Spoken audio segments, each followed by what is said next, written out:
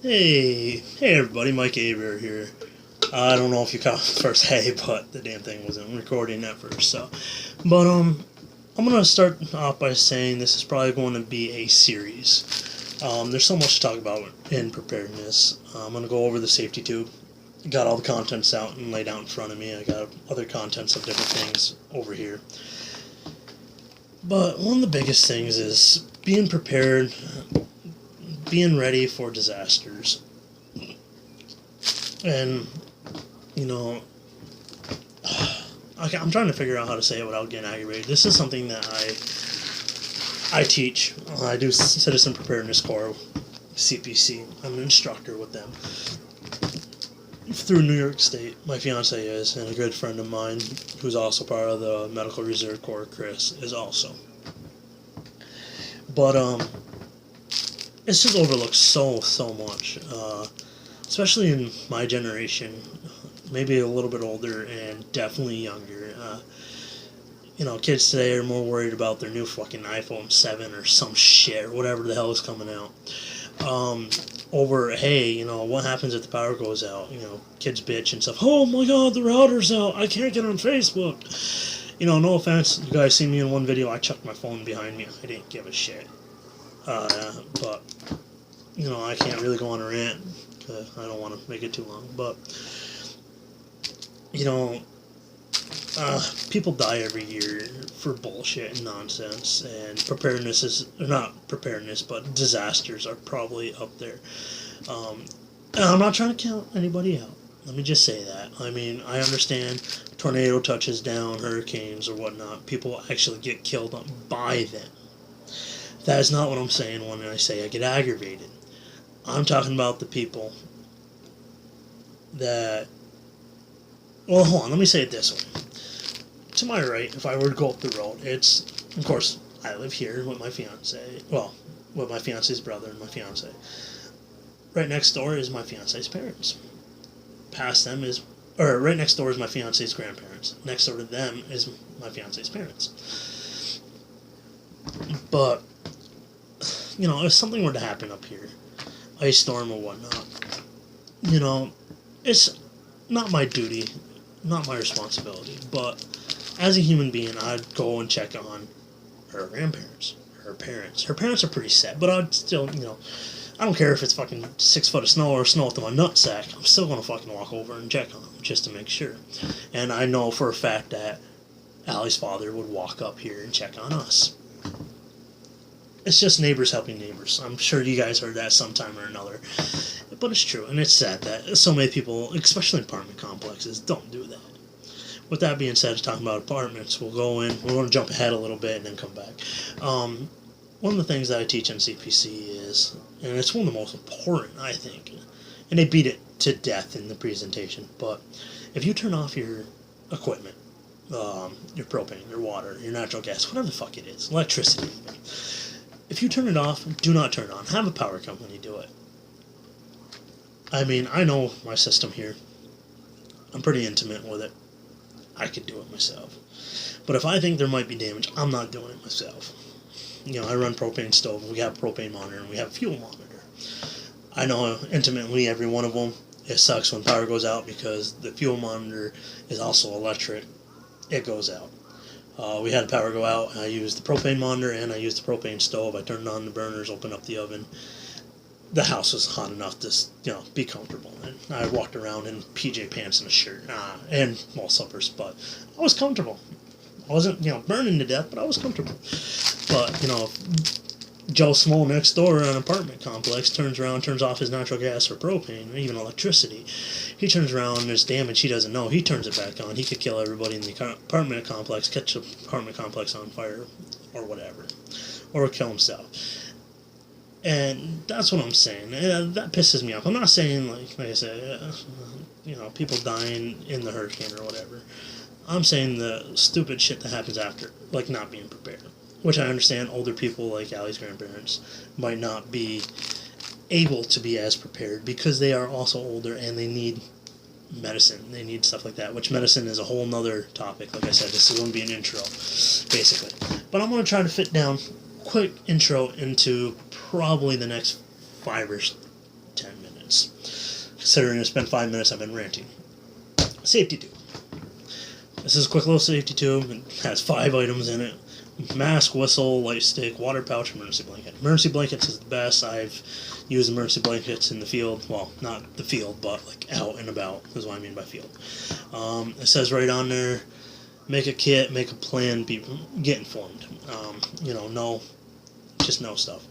The mask that comes in here, the little mask you can get at the hospital or whatever, I suggest a HEPA or N95 mask.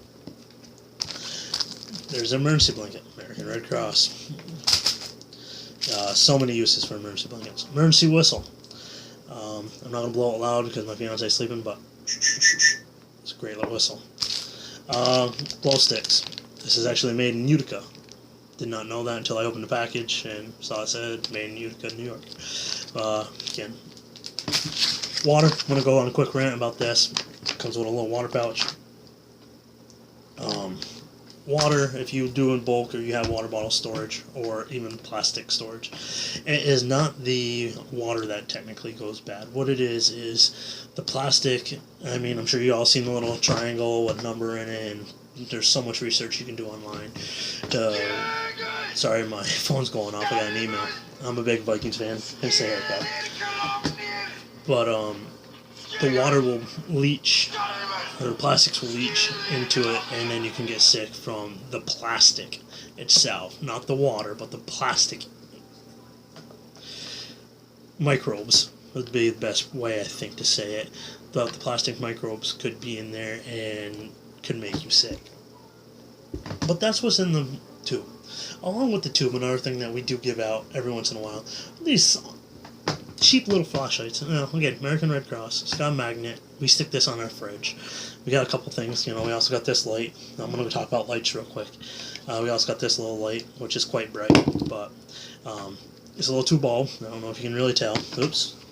I had my hand on the string. There's a little 2 bulbs in here. It's not bad. It's bright. It's basically, once it runs out, throw it away. Or keep it. I had one that didn't work that I kept, just cut the American Red Cross on and used it for something.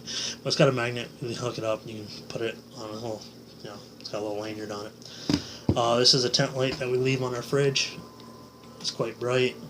I had one like this that put a magnet on a 2-person tent, hooked it up, and it fucking illuminated the tent like you wouldn't believe.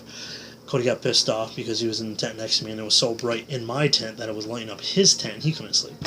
Also have a light to check on things. I'm not going to put it in there because it's extremely bright. This I carry in another kit, but I just grabbed it for this purpose, demonstration purposes. Hold on a second.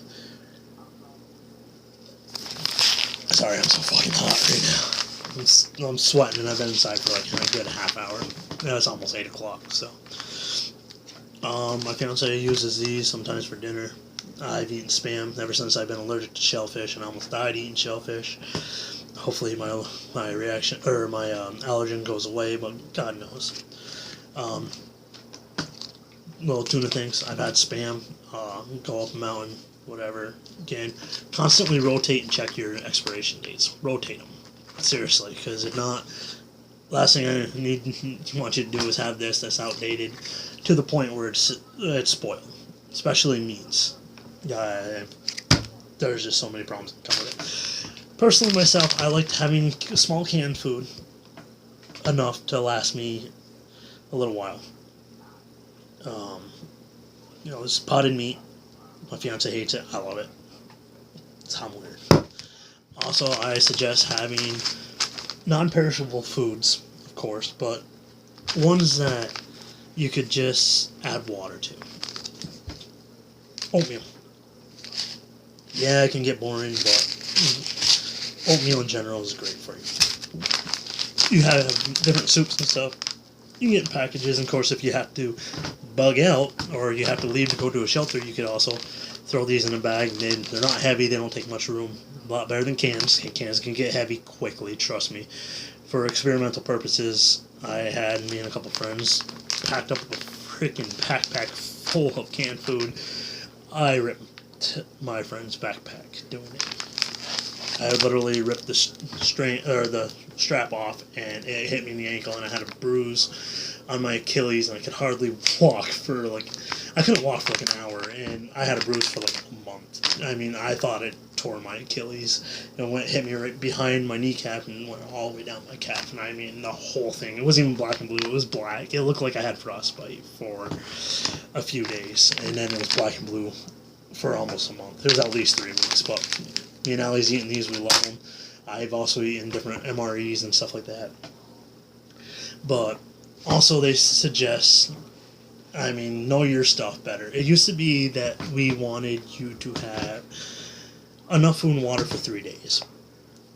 It's gone up to 5. Somebody said, I haven't gotten any word on all the stuff I do.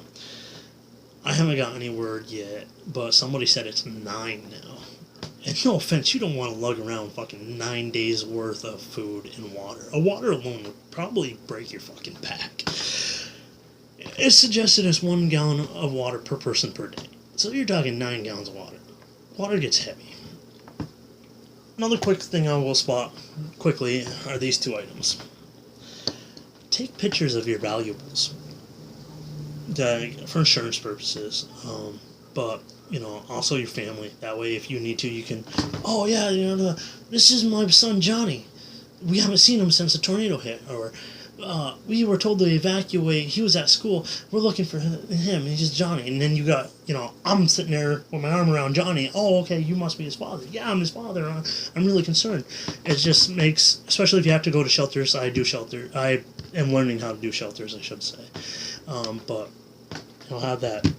You can also put them on these. Pretty much everywhere when we set up a command, we can accept these to look and view different things. Also have medical records, have personal records, take pictures of your birth certificate, or have copies.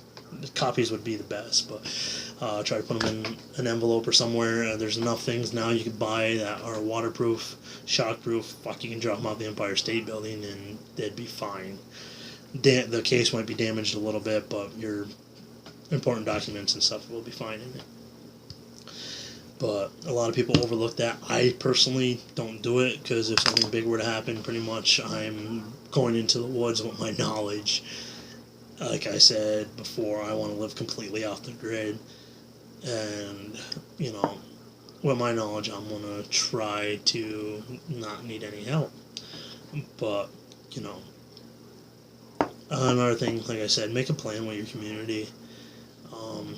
Make sure to look out for each other, because at the end of the day, that's what's going on.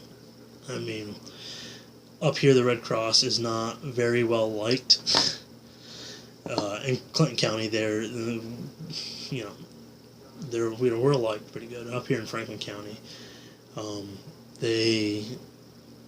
during the ice storm of '98, a lot of people didn't like them because the Red Cross didn't get help up here, but that was because, I'm not getting into the whole thing. That could literally be 4 or 5 freaking videos, but the Red Cross was basically pushed out by the National Guard, and then the National Guard didn't do as much as they should have up here, and the Red Cross got the backlash for it. Also, with the American Red Cross, and I can explain this later in the next video, but we have 2, I think I said this in another video, I'm not sure, but we have 2 chapters. We have one in Morrisonville, which is Clinton County, and then we have one in Watertown, which I'm not sure the county. But our 2 chapters take care of 7 counties. I had to think there for a minute. I run 3 counties doing CPC, and I'm glad now we got more help. But I do Franklin, Clinton, and Essex. But Watertown has the other 4, so it's 7. But I traveled to Albany, I've traveled to Buffalo, and the biggest thing is you guys got to be prepared. Like I said, I'll be back again to explain different things. But Mike Aber, I hope you all have a great night. Try to be prepared, and I will see you guys soon.